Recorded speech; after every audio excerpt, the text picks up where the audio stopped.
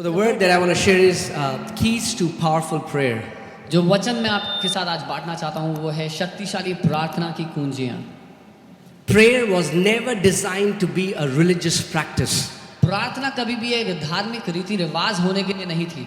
There is a revelation behind prayer. एक प्रकाशन है उसके पीछे। And if you don't catch the revelation, और अगर वो प्रकाशन आपने नहीं पकड़ा, you will be caught in the discipline of prayer rather than the delight of the prayer. तो आप प्रार्थना के अनुशासन में तो चले जाएंगे लेकिन उसके आनंद को नहीं जानेंगे। Then the only thing that will give you joy is I prayed for 4 hours, I prayed for 8 hours, I prayed for 7 days, I fasted for 40 days. तो केवल इस बात से आपको आनंद प्राप्त होगा कि मैंने 4 घंटे प्रार्थना की, मैंने 8 घंटे प्रार्थना की, मैंने 10 दिन उपवास किया, मैंने 40 दिन उपवास किया।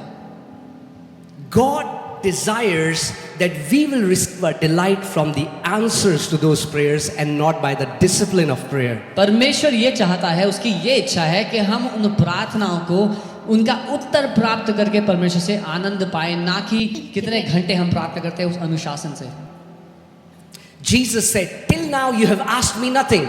यीशु कहते हैं कि तुमने अभी तक मुझसे कुछ नहीं मांगा, but ask so that your joy may be full. लेकिन मांगो ताकि तुम्हें आनंद मिल जाए, तुम्हारा आनंद भरपूर Your हो जाए। joy gives him joy. आपको जब आनंद मिलता है तो इससे परमेश्वर को आनंद मिलता है। Now when Jesus starts to teach about prayer, the first thing he says is, do not pray like the hypocrites. जब यीशु प्रार्थना के बारे में सिखाना शुरू ही करते हैं तो पहली बात कहते हैं, ढोंगियों की तरह प्रार्थना मत करो। Do not, that means hypocrites also pray. इसका मतलब ढोंगी लोग भी प्रार्थना करते हैं। But Jesus said, लेकिन यीशु ने कहा, but when you pray, he's talking to his people. He's like, you do not pray like hypocrites, but my people, when you pray, वो अपने लोगों से बात करते हुए कह रहा है, ढोंगियों की तरह प्रार्थना मत करना, लेकिन मेरे लोगों को जब तुम प्रार्थना करो, when you pray, जब तुम प्रार्थना करो, go into your closet, अपने कक्ष में प्रार्थना कक्ष pray में to जाओ, your father in the secret. अपने पिता से गुप्त में प्रार्थना करो जाकर। That means you don't have to find an audience before people. इसका मतलब लोगों के, दर्शकों की आवश्यकता नहीं है आपको प्रार्थना करने के लिए। And the Father who sees in secret will reward you openly. और वो पिता जो गुप्त में आपको देखता है, सबके सामने आपको आशीष देगा। Can I tell you that the most important revelation you will ever get in the kingdom is not the blueprint of the tabernacle, but it is knowing God as a father. क्या मैं आपको बता दूं, राज्य में सबसे शक्तिशाली प्रकाशन उस तंबू का डिजाइन नहीं है, लेकिन ये जानना है कि परमेश्वर पिता आपका प्रेमी पिता है। Because you'll be having this sweet fellowship with the Father. क्योंकि ये मीठा समय है पिता के साथ जो आप बिताएंगे। Amen? Amen. So let me give you the first key तो मैं to powerful prayers. पहली कुंजी दे रहा हूँ शक्तिशाली प्रार्थना की। The first key, पहली कुंजी है seeing God as a loving Father. परमेश्वर को एक प्रेमी पिता के स्वरूप में देखना। Now I know it has become such a cliche. God is my father. मैं जानता हूँ ये बहुत कहावत जैसा हो गया यार, परमेश्वर मेरा पिता है। Yeah, I know God is my father. हाँ, मुझे पता है परमेश्वर मेरा पिता है। Do we really believe God is our क्या father? हम ये सच में मानते हैं कि परमेश्वर? Can I tell you that the most important revelation you will ever get in the kingdom is not the blueprint of the tabernacle, but it is knowing God as a father. क्या मैं आपको बता दूं, राज्य में सबसे शक्तिशाली प्रकाशन उस तंबू का डिजाइन नहीं है, लेकिन ये जानना है कि परमेश्वर पिता आपका प्रेमी पिता है। Let's learn prayer from Jesus. हम यीशु से सीखें प्रार्थना Come करना। on, turn to your neighbor and say, let's learn prayer from आपसे Jesus. पड़ोसी को कहें, हम यीशु से सीखते हैं प्रार्थना करना। He said, when you pray, उसने कहा जब तुम प्रार्थना करो, say, our beloved daddy. तो बोलो हमारे प्यार करने वाले। He is our beloved father. यीशु कह रहे हैं कि वो हमारा प्यारा पिता है। Pray like this. ऐसे प्रार्थना Our करो, beloved father. हमारे प्यारे पिता, My loving daddy. मेरे प्यार करने वाले पापा। Think about this. If you start your prayer like this, कल्पना कीजिए अगर आपकी प्रार्थना की शुरुआत ऐसे होती है, my loving daddy. मेरे प्यार करने वाले पिता। That's what Abba means. अब्बा का यही मतलब। Abba is the most intimate word that Holy Spirit didn't allow the writers to interpret. So Abba remained Abba, loving, beloved father. अब वो शब्द है जो एक गहरे रिश्ते को दिखाता है बाप बेटे के, जिसका पवित्र आत्मा ने और कोई शब्द डालने नहीं दिया उसकी जगह, लेकिन वो बताता है हमारा प्रेम करने वाला, हमारा प्रिय पिता। Because if you don't have this revelation, क्योंकि अगर ये बात आपको नहीं पता you'll try to convince God. तो आप परमेश्वर को राजी करने की कोशिश करेंगे। You'll try to convince God to bless you. You'll try to convince God to heal you. You'll try to convince God to do things for you. आप परमेश्वर को राजी करने की कोशिश करेंगे, आपको आशीष देने के लिए, आपको चंगा करने के लिए। But no son or daughter has to convince their parents. लेकिन to do किसी good for बच्चे को अपने माँ बाप को राजी करने की आवश्यकता नहीं होती कि वो उनके साथ अच्छा करें। Amen. You don't have to convince God. आपको कन्विंस करने की जरूरत नहीं है पिता को। Prayer is not trying to convince God. प्रार्थना परमेश्वर को राजी कराने के लिए का मुद्दा नहीं है। Your Father already loves you. आपका पिता पहले से ही आपसे प्यार करता है। We pray from the place of love. उस प्रेम की स्थान से प्रार्थना करें। We pray from that place of trust. हम भरोसे के उस स्थान से प्रार्थना करते हैं। We pray from that place that my Father already desires good for me and He has no evil plans for me. उस स्थान से कि मेरा पिता पहले से ही मेरे लिए भला चाहता है, भली योजनाएं बनाता है और कोई बुराई वो मेरे बारे में नहीं सोचता। Second key दूसरी कुंजी is seeing yourself as the righteousness of God in Christ Jesus. अपने आप को परमेश्वर की धार्मिकता के स्वरूप में देखना मसीह यीशु में। Why many believers have not been able to get their prayers answered is because their conscience constantly condemns them. क्यों बहुत से विश्वासी प्रार्थना का उत्तर नहीं पाते? इसलिए क्योंकि उनका विवेक उन पर लगातार दोष लगाते रहता है। We cannot enter in the holiest by our works.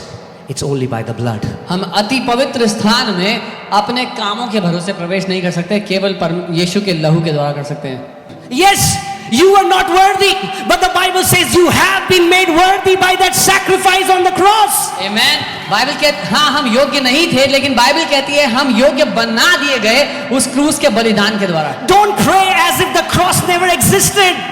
ऐसे प्रार्थना ना करो कि क्रूस कभी हुआ ही नहीं। Don't pray as if Jesus never sacrificed himself for entire humanity. इसलिए ऐसे प्रार्थना ना करो कि यीशु ने कभी अपने आप को बलिदान किया ही नहीं मनुष्य जाति के लिए। But this pulpit is not in Mount Sinai. This pulpit is in Mount Zion. And I want to tell you, you are righteous. You are holy. You are accepted in the beloved. You are God's beloved sons and daughters. And He is pleased in you. लेकिन ये pulpit Sinai पर्वत पर नहीं, लेकिन सियोन पर्वत पर रखा है। इसीलिए मैं आपको बताना चाहता हूँ, आप पापी नहीं, आप धर्मी हैं। आप परमेश्वर की धार्मिकता है मसीह यीशु में। आप उसके प्रिय बेटे, उसकी बेटी हैं। And now He says, do you not know? Because many people don't know.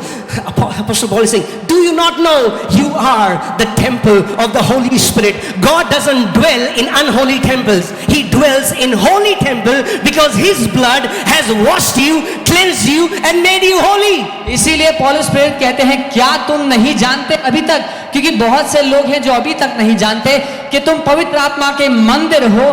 पवित्र आत्मा अपवित्र जगहों पर नहीं, लेकिन पवित्र मंदिरों में रहता है, इसीलिए वो आपके अंदर उंडेला गया है।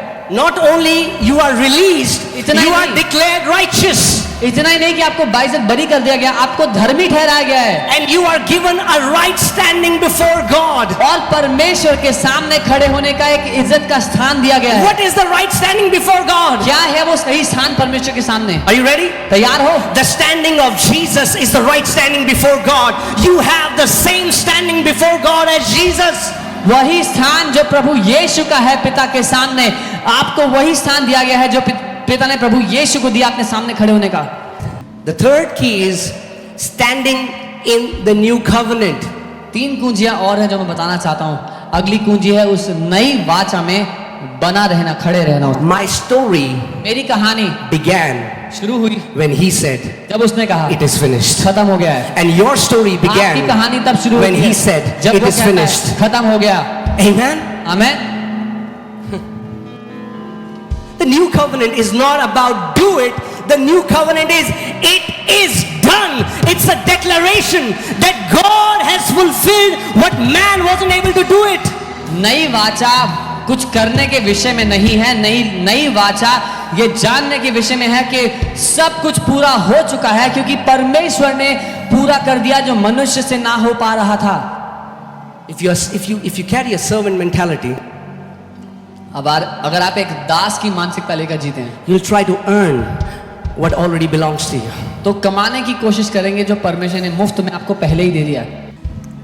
The fourth point is possessing what is freely given to you by grace through faith. और अगला पॉइंट है उस बात को अपने वश में कर लेना जो अनुग्रह के द्वारा हमें मिला है, विश्वास से जो अनुग्रह के द्वारा हमें मिला है उसको ग्रहण कर लेना। Before God made Adam, परमेश्वर ने आदम को बनाया भी नहीं था। before Adam was created, God made sure that there are all provisions. इससे पहले कि परमेश्वर आदम को बनाता, परमेश्वर ने सब कुछ बना दिया था उसके लिए। One key of answered prayer is एक you चाबी। should know before you have a need, there is already a provision. आपको ये पता होना चाहिए इससे पहले कि आपको पता लगे कि आपकी कोई जरूरत है, परमेश्वर ने उसके लिए पहले से ही पूरा कर दिया है। Can I say this? क्या मैं कह सकता There हूं? is no need that you have that God has not made provision for already. आपकी ऐसी कोई जरूरत नहीं है जिसके लिए परमेश्वर ने पहले से ही सब कुछ पूरा नहीं कर So दिया। if you need healing, तो अगर आपको चंगाई the चाहिए, healing is provided. चंगाई दे दी गई है। If you need peace, अगर शांति चाहिए, peace is provided. शांति दे दी गई है। If you need a provision, अगर जिंदगी में कुछ पूरा करने के लिए चाहिए, provision is provided. तो वो आपको दे दिया गया है। So you're not trying to convince God that He will provide for you. Now prayer is you're stretching your hand of faith and you're receiving what God has already provided in His Son. तो अब आप प्रार्थना इसलिए नहीं कर रहे कि आप परमेश्वर को जानकारी दें कि आपकी जरूरत क्या है। अब आप प्रार्थना इसलिए कर रहे हैं क्योंकि पिता ने पहले से ही वो पूरा कर दिया अपने पुत्र के द्वारा आपके लिए। But how do you receive it? Through the knowledge, the Bible says, through the knowledge of Him. पर आप कैसे वो सब ग्रहण करते हैं? उसको जानने के द्वारा। Many people, and this does not mean head knowledge, it means revelation और knowledge. ये ज्ञान दिमागी ज्ञान नहीं है, ये प्रकाशन है। So that means when you get this revelation knowledge that in Christ God has already given you all things, you stop begging and you start partnering with Him and you start saying what He says. मतलब जब मसीह में आपको कुछ चाहिए तो आप भीख मांगना बंद करें, लेकिन आप विश्वास करें जो उसने पहले ही आपको दे दिया उस पर। So last key, आखिरी कुंजी, one of the most powerful way of prayer is speaking and declaring of God. सबसे शक्तिशाली तरीका है प्रार्थना का परमेश्वर के वचन को बोलना, उसकी घोषणा करना। Let's see what the Bible हम says. देखते हैं वचन क्या कहता है। Philemon 1:6, फिलिमन 1 उसका 6। that the sharing of your faith may become effective by the acknowledgement of every good thing which is in you in Christ Jesus. मैं प्रार्थना करता हूं कि विश्वास में तेरा सहभागी होना तुम्हारी सारी भलाई की पहचान में मसीह के लिए प्रभावशाली हो। What do we keep acknowledging? हम क्या मानते हैं अपने बारे में? No, what do we keep acknowledging in prayer? हम प्रार्थना में क्या कहते रहते हैं? Our weaknesses. अपनी कमजोरियां। I'm not like this. मैं ऐसा नहीं I'm हूं, not like that. मैं वैसा नहीं I don't हूं, have this. मेरे पास ये नहीं This है, man. मेरे पास वो- The Bible is saying your Bible कह रही है। faith will become effective. Bible कह रही है आपका विश्वास तब कार्यशील बनेगा। This word effective comes from the Greek word ergonomic. ये जो शब्द है इफेक्टिव अर्गोनॉमिक शब्द से आता है। That means to send to work. इसका मतलब है काम पे भेजना। The Bible is saying Bible कह रही है when you acknowledge जब आप मान लेते हैं every good thing हर एक अच्छी बात that is in you जो आपके अंदर है in Christ Jesus, मसीह में, your faith has to go to work. आपका विश्वास काम पे लग जाता है। Amen. Amen. So what is our part? हमारा काम क्या है? We just stand on what Jesus has done and we keep acknowledging. जो We यीशु ने keep किया- acknowledging what Jesus has done for us on the cross. जो यीशु ने क्रूस पर किया हम उसको मानते रहेंगे, अपनी अच्छी बातों को मानते रहेंगे।